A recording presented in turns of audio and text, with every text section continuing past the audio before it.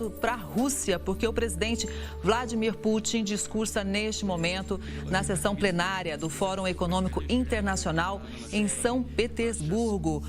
Ele vai falar durante um tempo, vai fazer esse discurso, depois a expectativa é que ele vai responder às perguntas dos participantes. Esse evento está programado para durar pelo menos 2 horas e o Kremlin já alertava, que esse é um discurso extremamente importante de Vladimir Putin, porque ele comenta sobre a crise global de energia e de alimentos. Então, está sendo chamado pelo Kremlin como um discurso histórico. E para comentar sobre isso, eu chamo agora a Giovana Branco, que é pesquisadora de relações internacionais. Giovana, seja bem-vinda. Bom dia para você.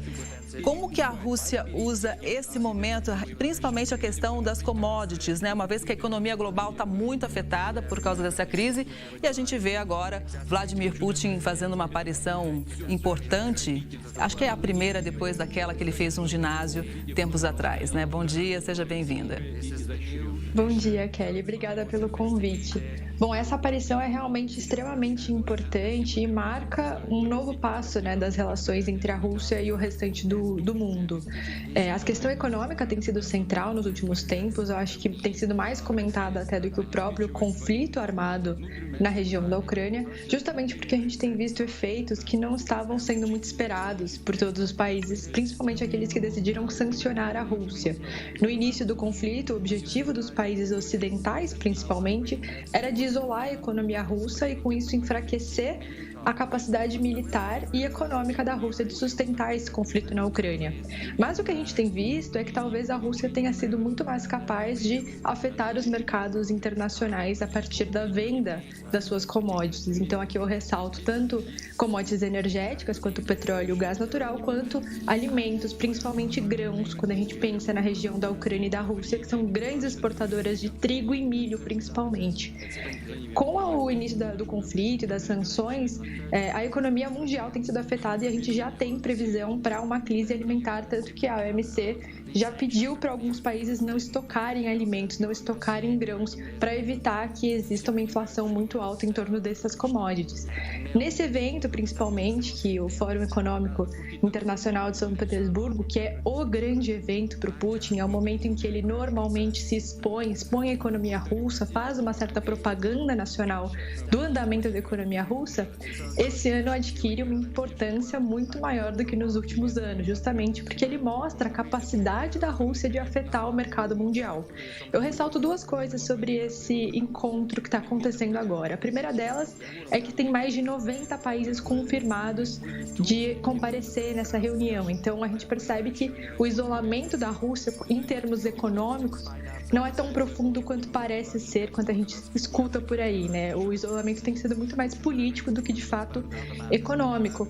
E eu ressalto um outro elemento, que é das próprias elites econômicas da Rússia. Muitos oligarcas russos decidiram não comparecer ao fórum esse ano, de certa forma boicotaram esse evento, que é um evento extremamente importante para o Putin, com medo de sofrerem novas sanções. Então, por mais que os países ocidentais já tenham sancionado vários oligarcas, a gente percebe que, na verdade, é uma corrida um pouco em falso, Muitos desses oligarcas ainda não foram afetados e aqueles que foram bem parcialmente afetados. Então, muitos deles decidiram não comparecer justamente para não chamar atenção nesse momento, que enfraquece um pouco a visão econômica da Rússia nesse momento, mas, ao mesmo tempo, a gente percebe que as vendas, por exemplo, de petróleo da Rússia estão extremamente altas. Exatamente. Então, ele tem, sim, muita propaganda para fazer.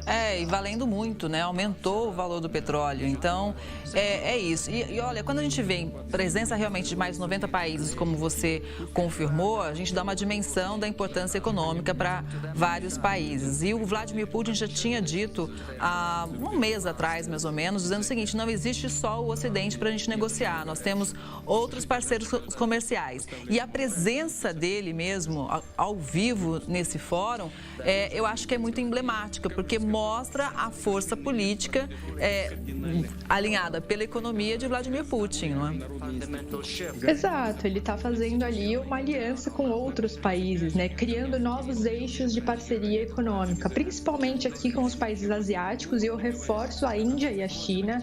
Então, desde o início do conflito, a Índia, por exemplo, vem comprado muito petróleo da Rússia, Rússia, aproveitando alguns descontos que a Rússia tem feito, e a China tem reforçado também toda a sua parceria econômica. Então, recentemente, a Universidade de Yale fez uma tabela, enfim, com toda a situação de várias empresas ao redor do mundo desde o início do conflito, e a gente percebe que a grande maioria das empresas chinesas se mantém operantes no território russo como se nada tivesse acontecido, igualmente com as empresas indianas e de outros países asiáticos, muito diferente das empresas norte-americanas e europeias que foram ou suspendendo as suas operações ou mesmo se retirando do mercado russo. Então, a relação que a Rússia tem feito com outros países é uma saída, de certa forma, econômica para conseguir sustentar o seu conflito militar na Ucrânia, já que, de certa forma, a gente percebe que não, a Rússia não está isolada de forma alguma, como bem mostra esse evento com grande adesão internacional. Pois é, e a gente segue acompanhando de perto. Eu até destaco também uma fala do chefe da gigante de energia estatal russa Gazprom, o Alexei Miller. Ele disse o seguinte, isso está repercutindo hoje lá na imprensa russa, Giovana. Ele diz, nosso produto, nossas regras. Nas circunstâncias atuais, as commodities são mais valiosas que o dinheiro. O que ele quer dizer com isso, hein, Giovana?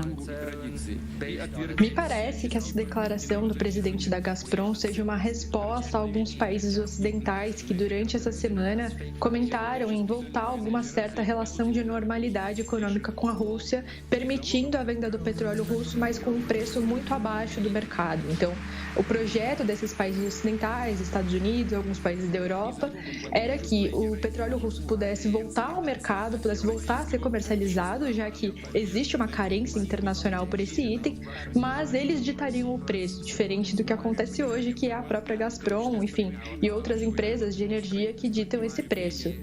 Me parece que agora essa declaração do presidente da Gazprom seja justamente de contestar isso. O petróleo, no caso, é da Rússia, é a Rússia que detém o poder nesse momento, quando a gente pensa numa balança de poder. Os outros países do mundo, principalmente os países do Ocidente, estão extremamente carentes de energia.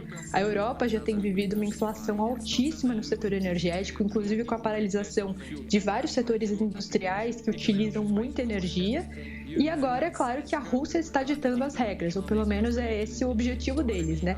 Eles é que vão impor os preços, eles é que vão decidir a política econômica e, no fim, eles é que vão decidir vender ou não o seu petróleo. Se existem outros parceiros econômicos dispostos a comprar o petróleo russo sem pedir grandes garantias, sem pedir grandes contrapartidas da Rússia, é possível que a gente veja, na verdade, a mudança desse eixo econômico e a Rússia preferindo outros parceiros asiáticos ao invés dos parceiros mais tradicionais na Europa.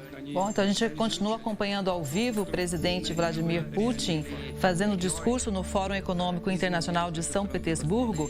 E olha, um pouco mais cedo, eu acho que vale a pena a gente destacar aqui que o procurador-geral da Rússia, ele que é um promotor do país, ele defendeu, né, que vai proteger os direitos das empresas estrangeiras que continuam a trabalhar conscientemente no mercado russo. Ele disse o seguinte, não categorizamos empresas honestas como amigas ou inimigas.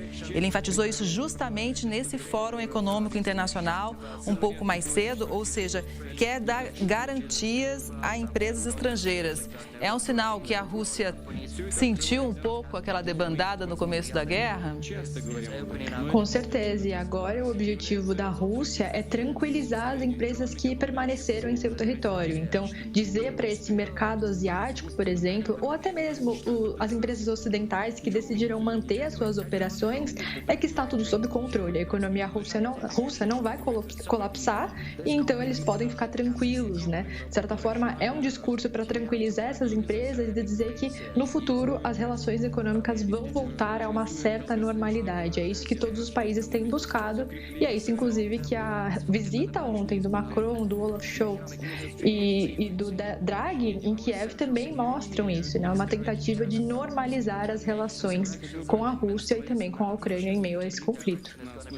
O fato é o seguinte, a gente sabe que a Europa é dependente de várias commodities da Rússia. E nessa semana, por exemplo, uma coisa que chamou bastante atenção, a gente comentou aqui já no Mundo Record News, é que o gasoduto Nord Stream reduziu os fluxos através do Mar Báltico para a Alemanha em cerca de 60%, em relação ao gás. E a França também ontem alertou que já houve uma diminuição do envio do gás para a França. Como a gente pode avaliar essa relação deste momento de Vladimir Putin com a União Europeia dizendo que pode aceitar a Ucrânia para o bloco, e aí, no meio disso tudo, tem esse fórum econômico com a presença de Vladimir Putin, que a gente acompanha ao vivo agora, Giovana. A redução do envio do gás da Rússia para a Europa não é uma novidade, algo que o Putin utiliza em sua política externa em diversos momentos ao longo da história, justamente como provocação ou como retaliação a algumas medidas tomadas pelos países europeus que são contrárias à Rússia. Nesse sentido, ele já estava prevendo essa visita dos principais países a Kiev e a entrada dessa reunião da Comissão Europeia sobre a adesão da Ucrânia e de outros países como Geórgia e Moldávia como ingressantes ou como aspirantes oficiais à entrada na União Europeia. O Putin, vendo isso, é claro, todo o governo Putin, não apenas ele, vendo essa situação, decide tomar uma retaliação que é o corte de 60% do gás para a Alemanha especificamente e mais um corte expressivo também para a França, mostrando que a Rússia ainda tem sim essa principal moeda de troca hoje, que é o gás natural, o setor energético de uma forma geral. E quando a gente pensa também do outro lado, no continente europeu, como que isso ressoa, a gente percebe que a Europa, como eu comentei, já vem passada por uma inflação crescente em todos os setores econômicos, mas no setor energético isso tem sido extremamente expressivo. Várias empresas europeias já têm parado as suas operações, principalmente na área da siderúrgica, justamente porque são empresas com alta intensidade energética. E, é claro, a tomada de decisão do Putin de reduzir o gás natural, de certa forma, manipula um pouco as relações dos países europeus em relação à Rússia. Mostra que a Rússia ainda está ali fazendo parte desse jogo internacional, que ela não está isolada e que ela não foi controlada também. Eu acho que isso é muito importante. E aí também, ao longo dessa semana, a gente já vê outras declarações, por exemplo, do Emmanuel Macron, dizendo que não seria interessante para ninguém uma Rússia humilhada, uma Rússia que perdesse de fato essa guerra, que perdesse o conflito, que saísse dali sem nenhum tipo de vitória. Então me mostra que foi bem sucedido esse movimento do Putin de cortar o gás. Mostra que a Rússia ainda é um agente muito importante na política europeia e também na política mundial.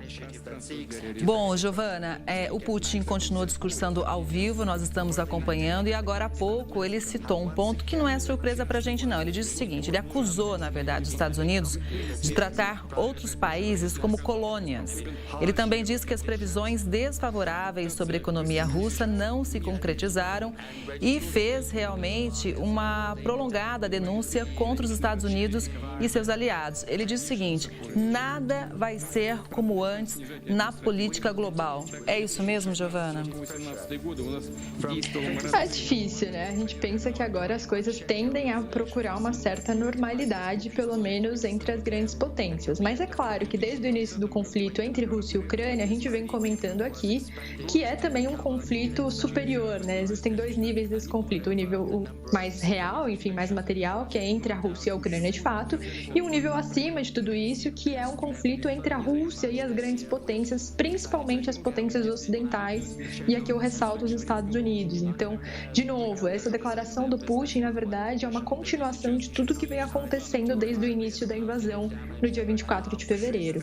É claro que essa relação entre Rússia e Estados Unidos foi se tornando ainda mais delicada, ainda mais fragilizada ao longo do tempo. Então, como eu comentei nessa última semana, o Macron já tentou trazer esse elemento mais mediador, de não humilhar a Rússia nesse momento do conflito, que isso não seria benéfico para ninguém, principalmente para o continente europeu, que sofre diretamente com os efeitos desse conflito, tanto efeitos materiais, já que o conflito acontece no continente europeu, mas também efeitos econômicos. E por outro lado, a gente tem algumas declarações do Biden dizendo que apoiam a Ucrânia até o fim, que enfim, é a Ucrânia que vai decidir negociar ou não com a Rússia.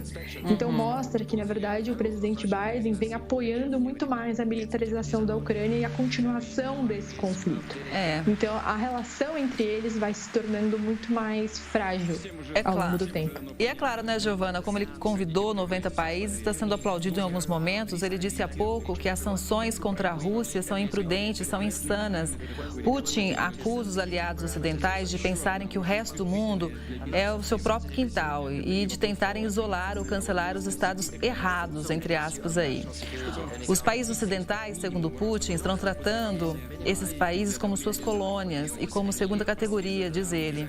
Essa é a natureza do atual ataque de russofobia no Ocidente, bem como as sanções regulares contra a Rússia, né? Então, ele, mais uma vez, ele chama de sanções imprudentes, de insanas. Ele diz o seguinte também, que a União Europeia perdeu completamente a soberania, está dançando ao som de outra pessoa. Ele acusa a União Europeia de pegar tudo o que é dito e causar danos à população, aos europeus, à economia, aos negócios. E voltando-se para a crise alimentar, Putin afirma que o problema não surgiu de hoje e acusa a Europa de tentar culpar outra pessoa. Ele diz, a Rússia certamente não tem culpa, embora os países ocidentais estejam tentando colocar a culpa em nós, em tudo o que está acontecendo na economia mundial.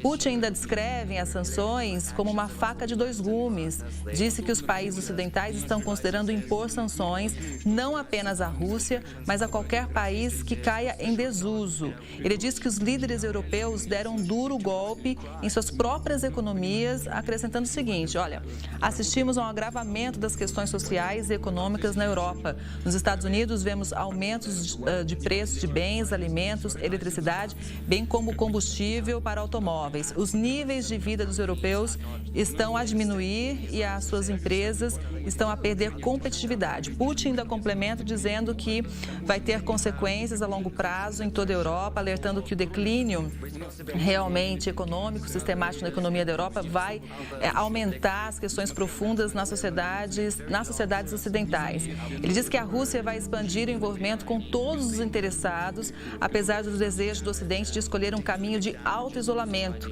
ou seja, confirmando aí que está buscando novos parceiros, principalmente Índia e China. A gente já sabe que aumentou demais a relação comercial com a Rússia, não é, Giovana?